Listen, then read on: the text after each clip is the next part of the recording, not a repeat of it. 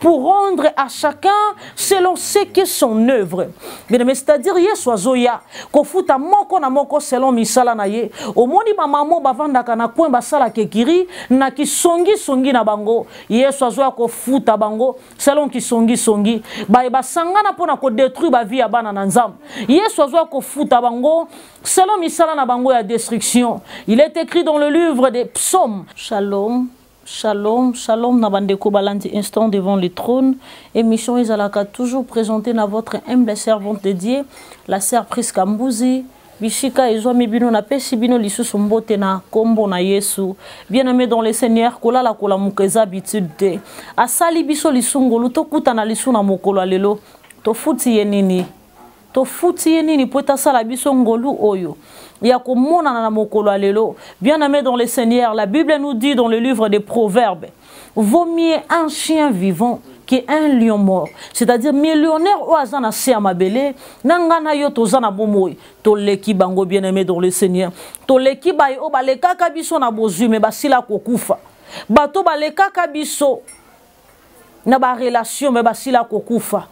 Mengana yonzamba sali bisongolu to telema liso na mokola lelo to mona na liso na mokola lelo ezangolu na nzambe na pesi bino mbote na ba union so balandaka instant devant le trône émission elobelaka na tina lokumu na nzambe.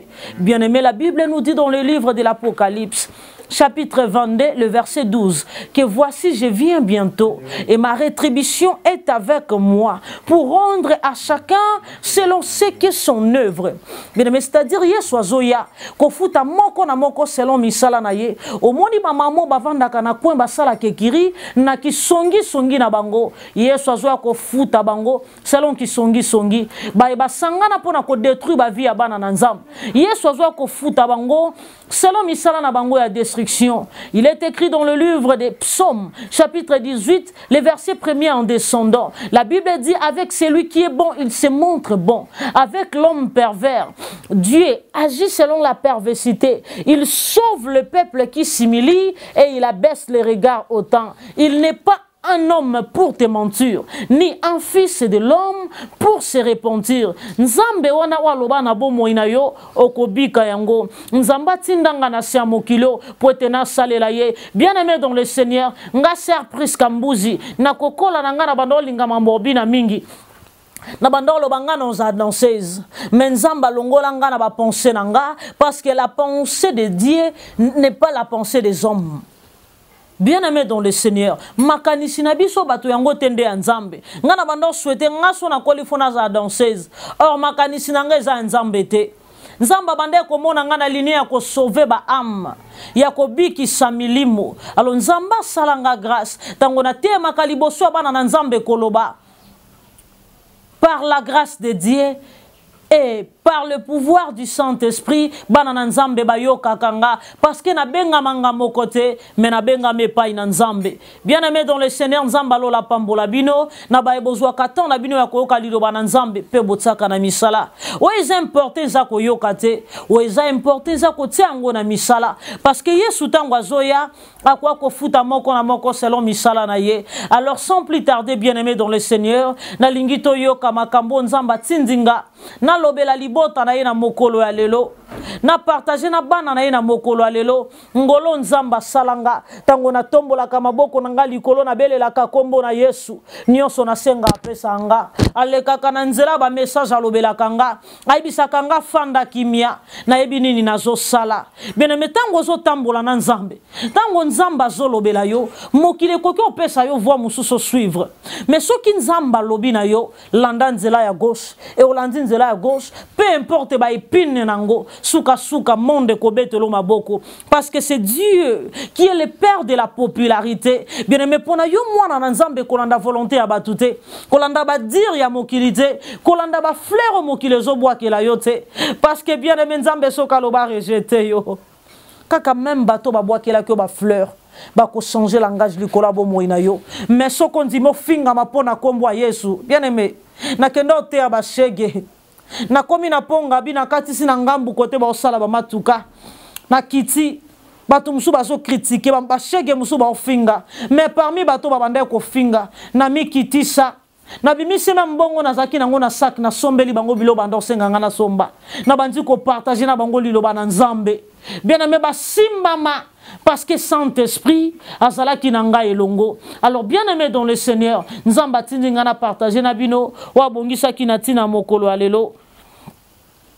J'aimerais qu'on lise avec vous. Nous sommes dans le livre de 1 Roi, chapitre 13, le verset 1er, Petozo tanga tozo kita. Pona yope mwana nzambe, ba inyoso bolandaka, liloba na nzambe na nzela na nga surpriska, na mesana koloba. Il faut tozangaka o ezali Bible te. Parce que mwana na nzambe akoki jamais kolekisa. Journée mobimba sanka méditer. Eza déjà kozanga kosala volonté na nzambe.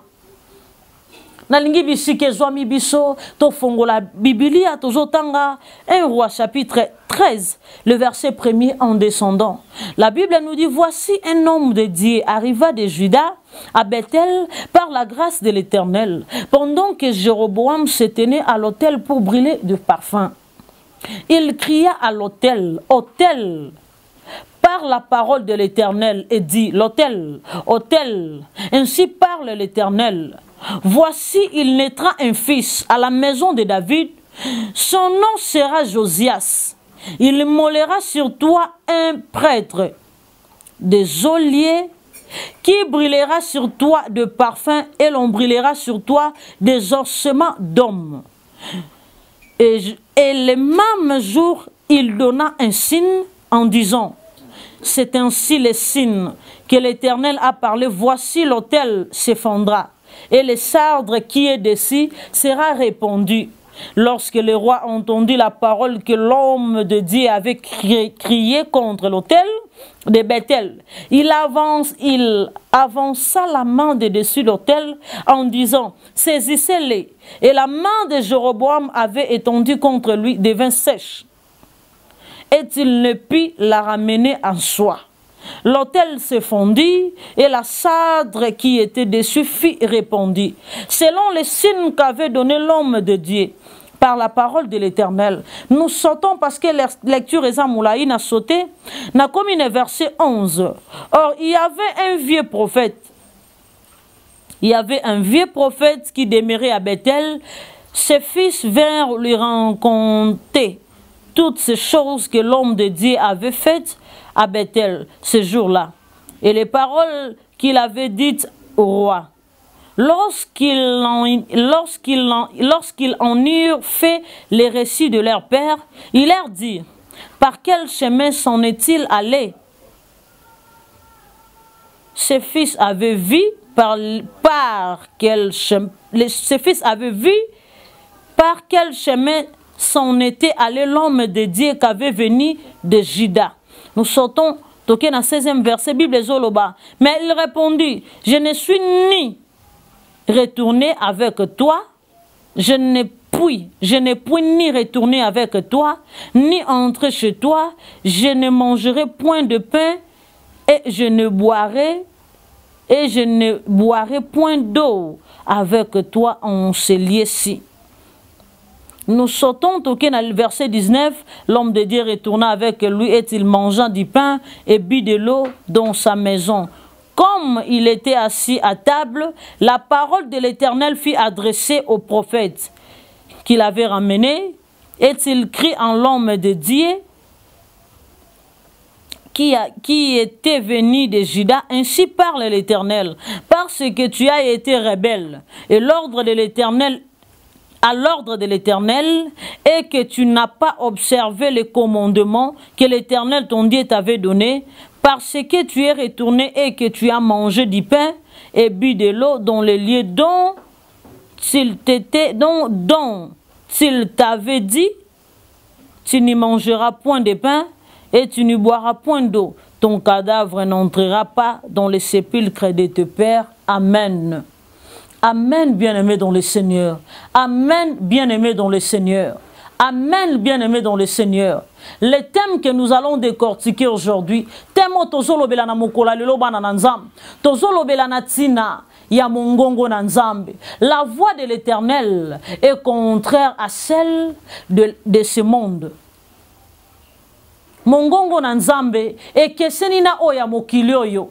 Bien aimé mongongo na nzambe, bien que koki kozala pasi, mais suka kana kolati sa couronne. Nzamba koki korienté na nzela, o mokile zolo ba place ozo kendo ko suka. Mais lokola nzambe mutu atindi yo, atako esika wana eza na miraille électrique, nzamba olekisa yo. Bien aimé bana Israël, ezalaki na nzela mokusu ekoke kokomisa bango kana. O bakoke kosala juste tango ya mukie pe bakoti kana. O bakoke kosala 40 jours bakoti kana, menzamba boyaki aye kolekisa bango na nzela ba épine pour que a briser bango.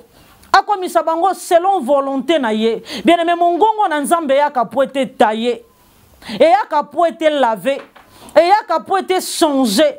Pe yaka po ete kweisa. O nyonso eza ya nzambe te. Mongongo na nzambe eza contraire na ya mokili, bien aimé dans le Seigneur.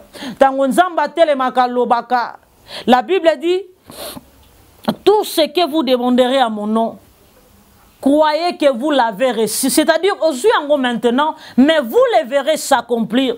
C'est-à-dire, nzambe si apesio, moko monaka yango koko kisama. Mena miso ya bomoto, okomo nozo vivre vie à humiliation. Nzoka spirituellement za couronné. Or, ma commune nzambe zoloba, c'est la spiritualité qui commande le physique. En réalité, dans l'homme, c'est l'esprit. Or, ce qu'on ça la volonté nzambe, c'est qu'esprit na yo eza dur, eza stable, pesa posé.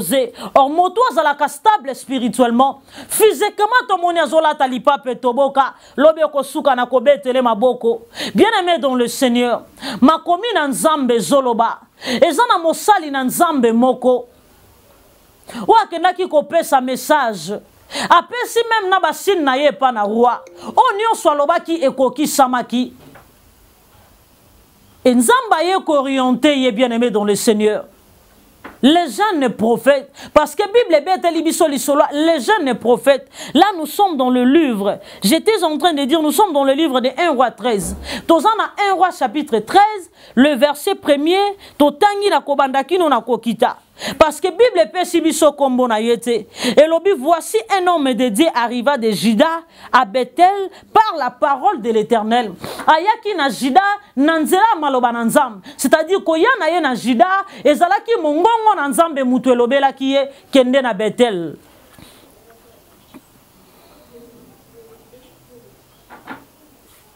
Bien-aimé dans le Seigneur.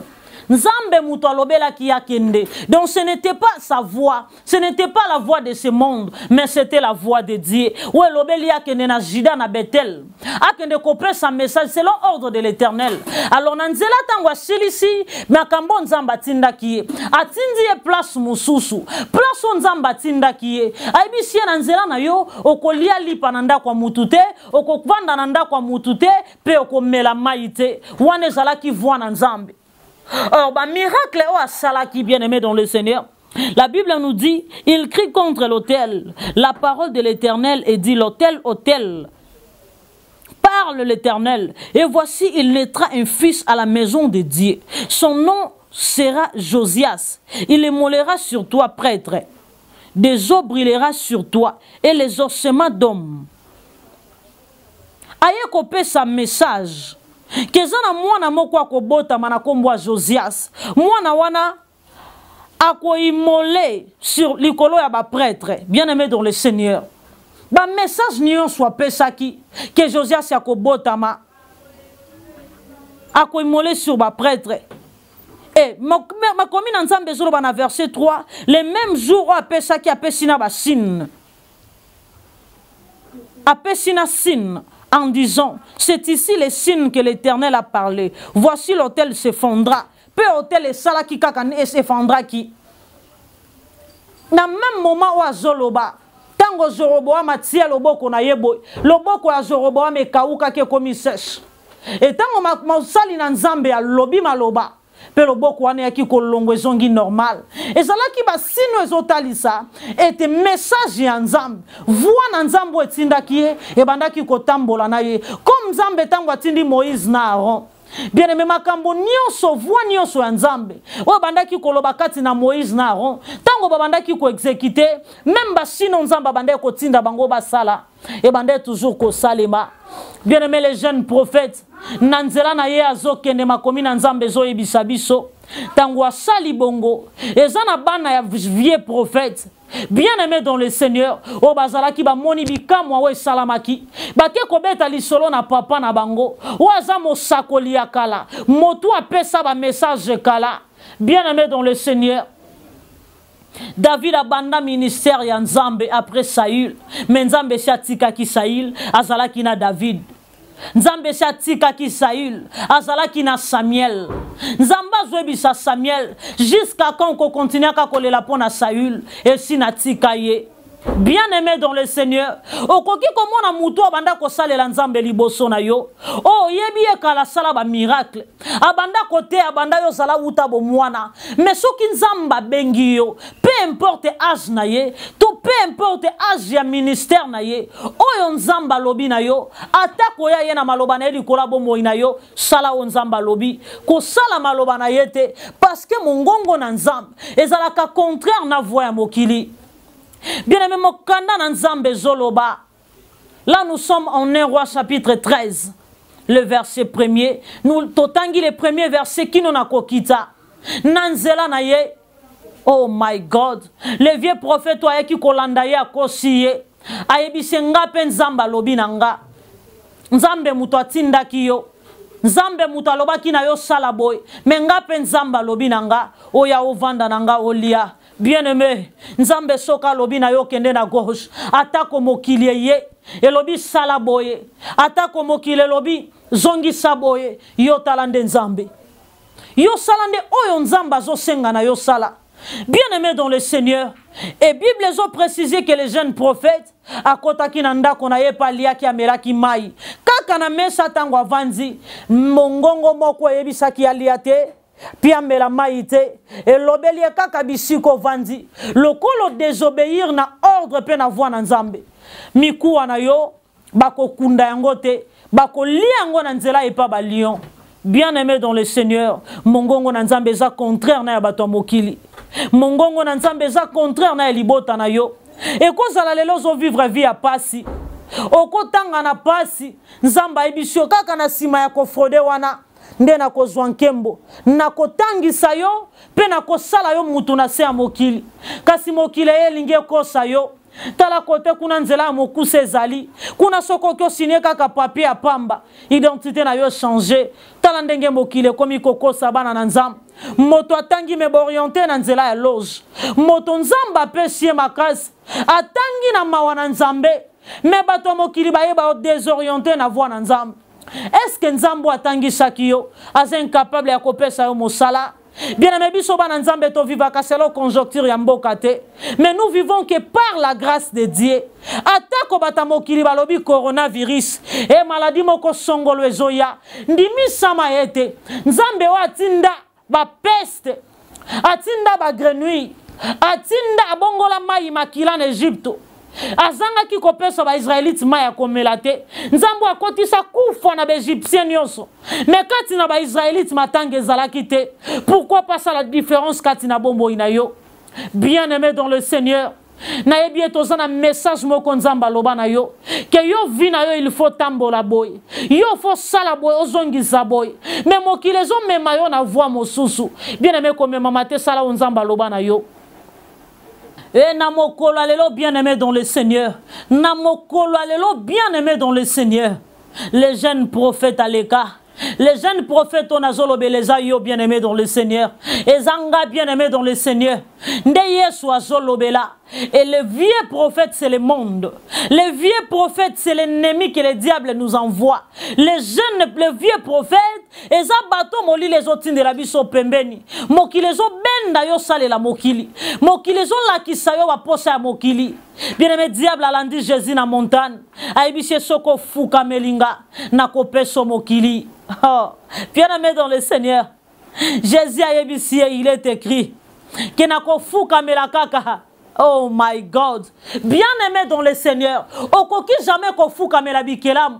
okoki jamais kogumba mela biloko ya mokili, okoki jamais kozala mporte na bakabelo, atako baninga botanga na bango, bazoyebisa yo lotikala kaka na barabe na mutu, yo kaka maboko, tala biso bakabelo, tala biso tokoma kobima na baindien, tokoma kokende ba boîte de nuit, sala mongongo na nzambe.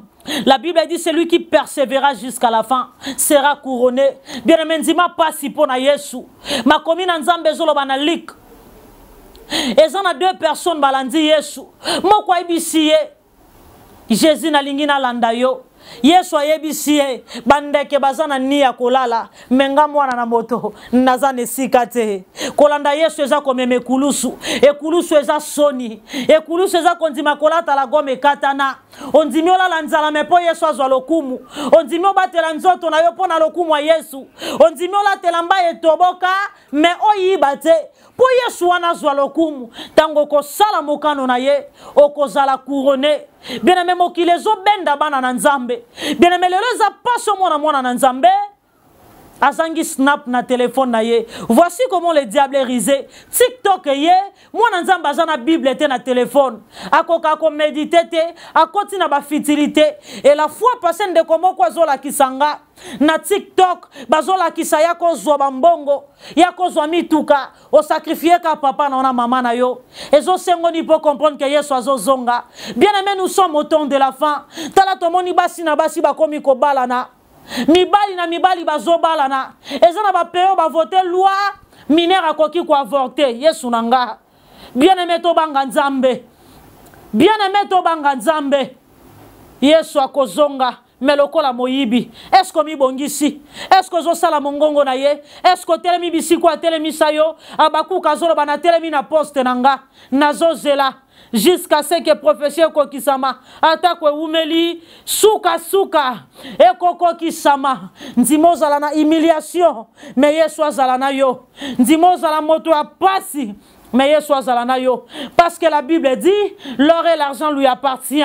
Pour taper sa yo stabilité ezo senga yo moko o sala mokano na ye oyo ka mongongo na ye pona yo muto komi sinzoto na yo instrument ya plaisir ezana bato bazana libanda ya mboka mibali babala bangote mais bakoti ba mivandisi na mabala bazo sala ekobo avec conscience pezolo bela bango eloko te pona yo moto zoboti sape mwana ya bato ozo reconnaître ko bala yete. Mais yo comme ici instrument na yo, laisse-moi te dire Jésus revient.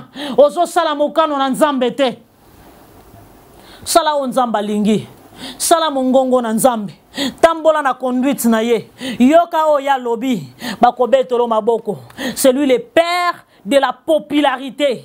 C'est lui le père de la popularité. Bien aimé, tika na ona yebisa yo. Joseph akoka ki non seulement kobimana moi sa Potifar ka pona biloko liate mais alinga kazala pe protéger alinga bando zanga ya koliate alinga kazala aimé pe na ndaku wana mais aboya ki ngo pona kombo Yesu suka na yazala ki couronné ya bando tala nini nzamba lobana ye. Bien aimé dans le Seigneur, ce n'était pas aussi facile la vie de Joseph. Kozala Joseph ezali panangu bate. Kozala Joseph bote kayo. Kozala Joseph boko selo makambo. Kozala Joseph okobika humiliation.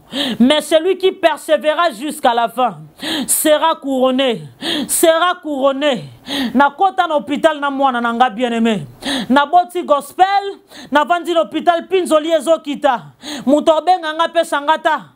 Félicitations Zate. Ata mot d'encouragement na opesa yo. Bien aimé. Nana obenga opesa yo ta félicitation.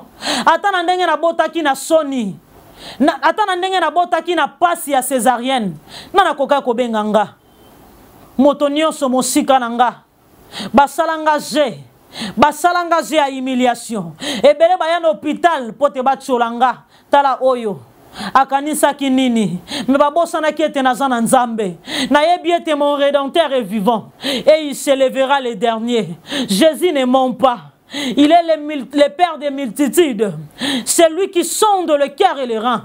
Bien aimé nzambe po simbela ta motema ya président ezangelo côté salaka no voina ye yo salaka o azo senga no sala o ya lobana wana sala ngo bobetelo maboko bobetelo maboko. Bobetelo maboko. Aza mwana na motote po akosa. aza mwana na moto te po akosa, aza mwana na moto te po akosa. Seigneur, tu es capable de tout. Na me préféré na tombolo po te moko te aza lokola yo. Na lingina matiso kotalisa yo gratitude na ngai Yesu. O mimoni samaka na via bato baluka ko na mitema. Ya Yesu ngai priska mbuzi. Na osalaka volonté na yo ya batu te. Atako mokili eko seka. Atako mokili eko finga. Atako baini bakotelema na koseka nga. Na yebi ete mokolo moko. Na kotelema lokola Job. Na kolo batiez en Dieu qui ne sous jamais. Lelo na lobi, mon rédempteur est vivant. Et il s'élèvera le dernier. Non tombo la yo pona ba grâce yo pesanga. Yawe motu alanda kanga patia kamalobo na misala pambwama. Yesu monde entier batambola na kobanga yo. Bimisa libota na yo kati na libulu ya inconscience. Yawe kabola basi na basi o babalani. Bato bazo kende ko corriger yo nzambe. Bazo sala ba chirurgie kotalisa nzambe. Opesanga tolo ya mabe. O salanga na forme ya mabe. Zelana la kisa yo ko salanga mabe. Yawe kiti sama wana yo Jésus. Oh my God. Na tomboli maboko nanga likolo lokola Moïse yepowa. Moïse azo bisoso koko boma peuple o boma na yo nganzambe. Na sengi mawana yo na tina bae bazo tambola na kobanga yo te Jésus. Yawe tala mokile tondi molili mokile tondi mabe. Bato bazo comprendre te qu'il y a un Dieu qui est dans les cieux. Lisumu comme il vit à bana na nzambe. Bato mokili bazo kasu somo ya lisumu te. Azawapi. Mon santo alola. Mon konzi ya milimo. Le Dieu qui ne sous jamais. Sopa mawana yo na monde entier. Otala Israël na miso mawapo kangola bango. Ozo ebisa Jonas. Nzete onabimisi lelo. Nakausi lelo. Et salio motema pasi. Nzete oyo konito moneli pasite. Pourquoi panga bato na keli na lolenge pe na elilingi nanga. Nazomona bango kobunga na yo kamotema pasite. Kasi yo kama wana mondo ntenzambe. Mokile komi mabe, mokile komi molili Yesu. Ko permettre te soko zongi nga na mwana nanga tozanga komona yo Yesu. Yawe sopa mawana yo na libota nyonso bazoluko na bosolo. Sopa mawana yo même na ndako bapesa biso esika to partager liloba na yo nkolo. Yawe mawana yo kita na via bato bazoluko na mitema. Kolo yo ke la monde entier mawa. Yo ke la monde entier mawa. Na ba faux pasteur bazo bénir ba mariage basi na basi babalana. Kolo bayeba yo. Sunga bango ba se repentir. Pe bazongela yo. Yo poko zongela bango. Sopa mawana yo na via bato bazoluka yo. Sunganga na tika yo te. Seigneur, merci. Merci parce que na moment nazo sambela na moni loboko na nzambe. Na moni loboko moko etelemi pe fongwami. Merci pour cette révélation parce que tu es un Dieu qui écoute la prière des justes. Kasi motua kolanda émission oyo. Tika ete loboko wane simba ye. Pe simba motema na ye Jésus. Kolo nangai. Kolo nangai. Kolo nangai. Na sala se mokano na yo nzambe ya mokilite. Na pamboli ba nyonso bakoyoka lilobo pe batsiango na misala. Sunga moko na moko nkolo. O alongwa ki na présence na ya kozi ya pasi. Azongela yo. Moto mokile bandaki ko benda ye. Yesu azongela yo. Pambate ba nyonso batalelaka yo. Bayoki samaka sonite. Mofuta ba ebalukaka yo. Futa moko na moko na bondeli lokola mowumbu na yo ozali nzambe oyo kisaka sonite Jésus-Christ de Nazareth zwa na yo lokumu.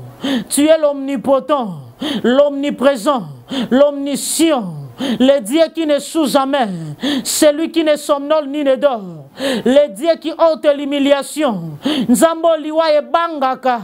Nzambo bakufi babangaka. Liboso kombo na yo mabolongo nyonso ezogumbama. Na pesi merci.